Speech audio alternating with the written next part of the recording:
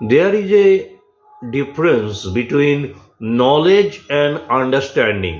একটু ভেবে দেখুন, এই নলেজ এবং আন্ডারস্ট্যান্ডিংকে আমরা বাংলায় বলি জানা বোঝা।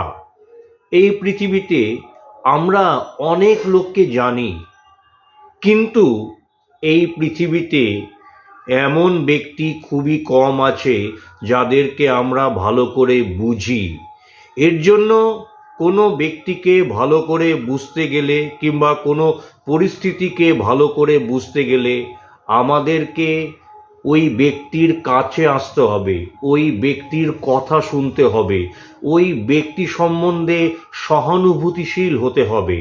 আমরা যদি ওই ব্যক্তির কাছে এসে তার কথা শুনে তার সম্বন্ধে সহানুভূতিশীল হই, তবেই কিন্তু আমরা তাকে বুঝতে পারবো। আপনারা কি বলেন?